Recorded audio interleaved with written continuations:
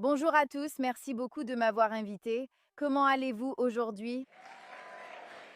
C'est incroyable. Je suis arrivée tard hier soir. Je suis tellement reconnaissante d'être ici. C'est vraiment un honneur d'être ici à Jérusalem, entourée de tant de personnes, entourée de tant de leaders incroyables, de journalistes, d'innovateurs et de personnes qui ont consacré leur vie à renforcer Israël et le peuple juif. Donc, si vous m'aviez demandé il y a quelques années à quoi ressemblerait ma carrière, je vous aurais probablement dit que je passerais ma vie à danser, chanter, jouer la comédie et essayer de faire sourire les gens. Je n'aurais jamais pensé que tout à coup, je deviendrais connue non pas comme danseuse, chanteuse ou actrice, mais comme une voix juive reconnue sur les réseaux sociaux. Et je n'aurais certainement jamais imaginé que le fait de parler de ma propre identité, simplement de parler du fait d'être juive, deviendrait aussi controversé. Mais aucun d'entre nous ne choisit vraiment le moment que l'histoire nous impose. Nous pouvons seulement choisir ce que nous en faisons. Donc, soit nous restons silencieuses parce que c'est plus facile, soit nous parlons parce que c'est absolument nécessaire. Et pour moi, ce choix est devenu très clair. En tant que personne ayant 14 millions d'abonnés au total, j'ai réalisé que les réseaux sociaux ne sont pas seulement un endroit où l'on partage des selfies et des vidéos amusantes. C'est là que les gens se forgent des opinions. C'est là que les récits se construisent. C'est là que l'histoire est interprétée, parfois avec précision et parfois pas du tout. And then October 7th happened. Comme beaucoup, je me suis réveillée et j'ai aussitôt pris mon téléphone. Au début, je voyais des vidéos de familles cachées dans des pièces sécurisées, des gens fuyant pour sauver leur vie, des parents cherchant désespérément leurs enfants et des communautés bouleversées du jour au lendemain.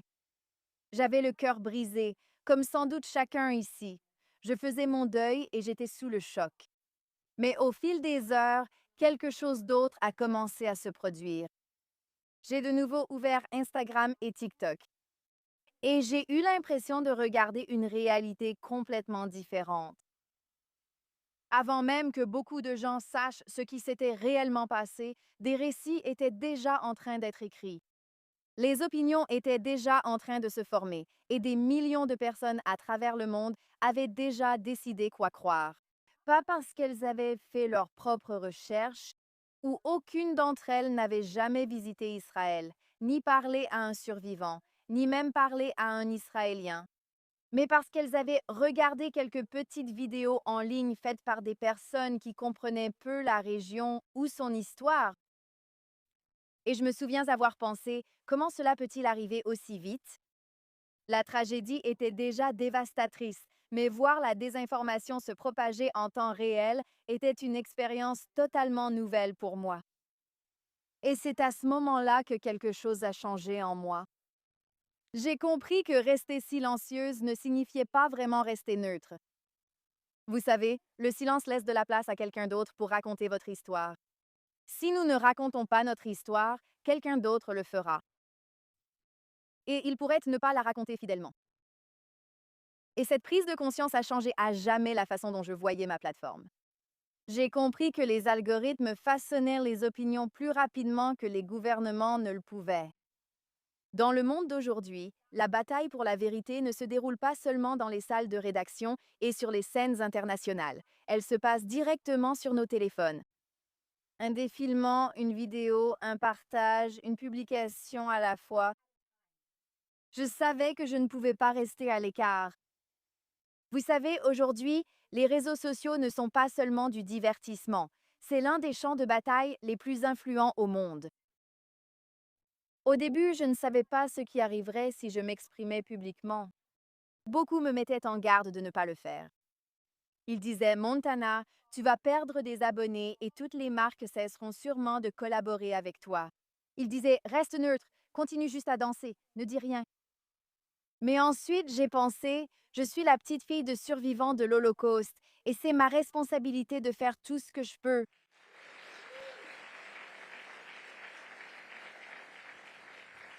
Je sais à 100% que si les réseaux sociaux avaient existé dans les années 1940, tu peux être sûr que mon Zaidi et ma grand-mère Lily auraient publié tous les jours qu'ils aient un abonné ou 10 millions d'abonnés. J'ai donc commencé à publier. J'ai commencé à dire la vérité. Je suis retournée en Israël pour la première fois après le 7 octobre en décembre 2023 et maintenant c'est mon 9e voyage de retour depuis le 7 octobre. J'ai aussitôt documenté la réalité de ce qui s'est passé et continue, non parce que je croyais changer le monde d'un coup, mais parce que rester silencieux m'était impossible.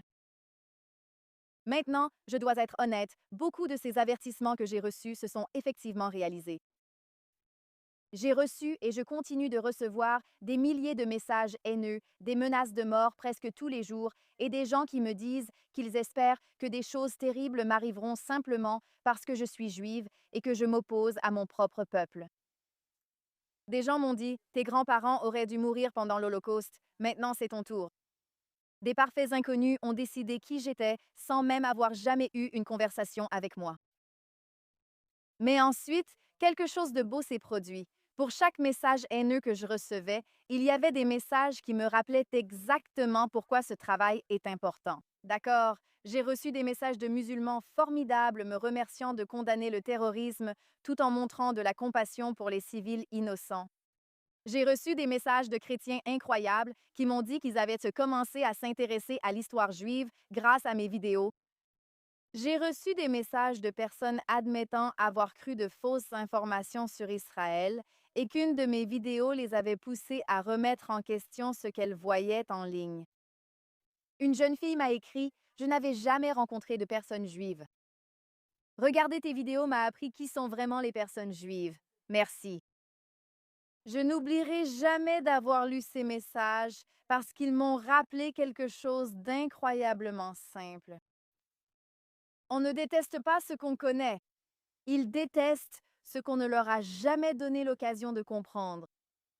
C'est pour ça que je continue. L'une des plus grandes leçons que j'ai apprises ces dernières années, c'est que changer les mentalités arrive rarement en criant ou en étant agressive. Je crois que cela arrive vraiment grâce à des conversations calmes. J'ai appris que les faits comptent, l'histoire compte, mais l'humanité compte aussi. Et quand les gens se sentent respectés, ils sont beaucoup plus disposés à écouter. Mes échanges les plus marquants n'ont pas eu lieu avec des personnes déjà d'accord avec moi, croyez-moi. Elles ont lieu avec des personnes assez curieuses pour poser des questions, et c'est là, selon moi, que le véritable progrès commence. Au cours des dernières années, j'ai rencontré des Israéliens extraordinaires. Qui ici est israélien d'ailleurs? Ouais. Vous êtes incroyables, les personnes les plus fortes du monde. Mais ces Israéliens incroyables et extraordinaires dont la vie a changé la mienne à jamais. J'ai en fait réalisé un documentaire intitulé The Children of October 7th, où j'ai interviewé des enfants âgés de 11 à 17 ans qui avaient été pris en otage, dont les parents avaient été pris en otage, ou qui ont vu le Hamas assassiner des membres de leur famille juste devant eux. J'ai passé plus d'1 an à défendre tous les otages comme Émilie Damari et Romy Gonen avant même de les avoir rencontrés. Avant même de les connaître, elles faisaient déjà partie de ma famille. Beaucoup ici peuvent comprendre cela. Quand elles ont été libérées, j'ai appris que pendant leur captivité, c'est l'histoire la plus folle que j'ai entendue en les rencontrant. Elles m'ont raconté que lorsqu'elles étaient encore en captivité, elles avaient vu une interview à mon sujet après que j'ai porté cette robe jaune qui disait Ramenez-les à la maison au Grammy. Elles ont vu cela alors qu'elles étaient en captivité.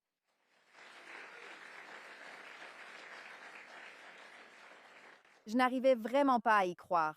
Ce moment m'a littéralement coupé le souffle et m'a fait pleurer parce que j'ai soudain réalisé que les réseaux sociaux ne touchaient pas seulement des gens partout dans le monde. D'une certaine manière, cela a atteint précisément les personnes pour lesquelles nous nous battions à Gaza.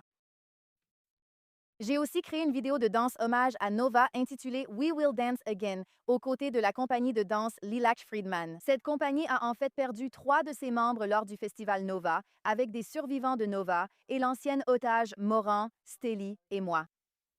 J'ai passé du temps avec les soldats les plus incroyables, à peine plus âgés que des adolescents, portant une responsabilité inimaginable, et je suis allée dans les communautés dévastées par la terreur.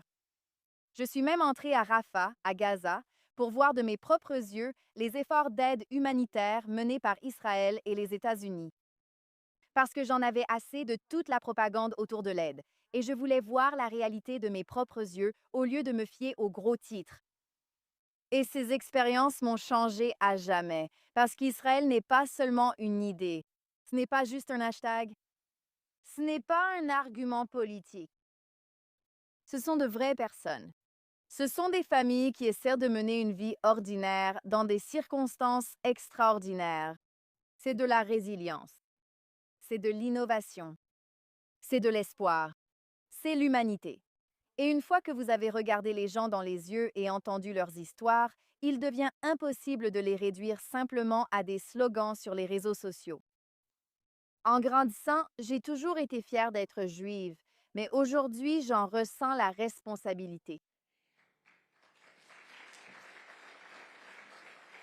Vous ne me verrez jamais sans une étoile de David, j'en porte probablement une vingtaine en permanence. Je veux que les gens sachent que je suis fière d'être juive. Donc je veux juste que vous sachiez. Et je me sens responsable de cela, non pas parce que j'ai toutes les réponses, non pas parce que je suis historienne ou politicienne, mais parce que j'ai une tribune. Et je crois qu'avoir une tribune s'accompagne d'une responsabilité extrême. Chaque génération de Juifs a connu des moments où prendre la parole avait des conséquences. Nous le savons toutes. Cette génération n'est donc pas différente. La différence, c'est qu'aujourd'hui, chacune d'entre nous a dans sa poche une toute petite tribune. Une vidéo peut atteindre des millions de personnes à travers le monde. Une publication peut influencer l'opinion publique à travers les continents. Une voix peut inspirer quelqu'un à penser différemment. C'est une responsabilité incroyable pour nous tous, mais c'est aussi une opportunité incroyable. Les gens me demandent souvent si cette haine me pousse à arrêter. Ma réponse est toujours non. En fait, c'est tout le contraire. Ça me donne envie de continuer de publier et de partager encore plus. Chaque fois que je pense à ralentir, je me rappelle tous ces messages positifs de personnes qui me disent avoir appris grâce à mes vidéos ce qu'elles ignoraient avant. Je me rappelle des étudiants disant s'être enfin sentis moins seuls grâce à la prise de parole de quelqu'un qui a une tribune publique. Je me souviens de parents disant avoir montré mes vidéos à leurs enfants. Et je me souviens des personnes qui ne sont pas d'accord avec tout ce que je dis, et il y en a beaucoup, mais qui me remercient de parler avec honnêteté plutôt qu'avec haine. Ces moments me rappellent que l'impact ne se mesure pas au nombre d'applaudissements. Parfois, il se mesure à la seule personne qui change discrètement d'avis. Dans un monde qui récompense souvent l'indignation, je veux continuer à choisir le dialogue, personnellement. Dans un monde qui récompense la division, je veux continuer à choisir la connexion parce que je crois sincèrement que la compréhension commence par la conversation.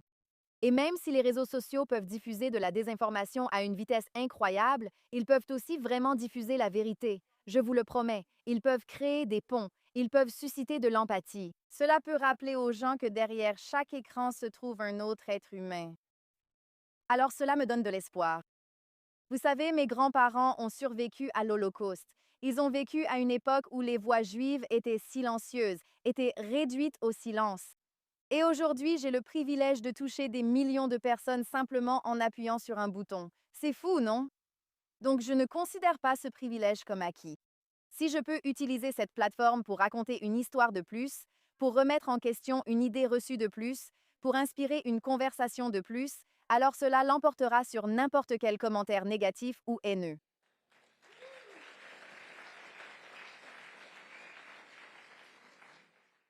L'histoire ne s'écrit pas uniquement dans les bâtiments officiels ou les rédactions, mais aussi en ligne. Alors, un post, une conversation, un acte de courage, une voix à la fois. Alors, tant que j'aurai une voix, je l'utiliserai. Et vous, qu'en pensez-vous? Je l'utiliserai pour Israël, pour le peuple juif et pour la vérité. Parce que l'histoire n'est pas écrite par ceux qui refusent de rester silencieux. Je veux aussi remercier ma merveilleuse mère qui est ici avec nous. C'est la fille de 2 survivants de l'Holocauste et la femme juive la plus forte qui m'inspire chaque jour, alors je veux remercier ma maman. Et merci à vous tous, Am Yisrael Shai.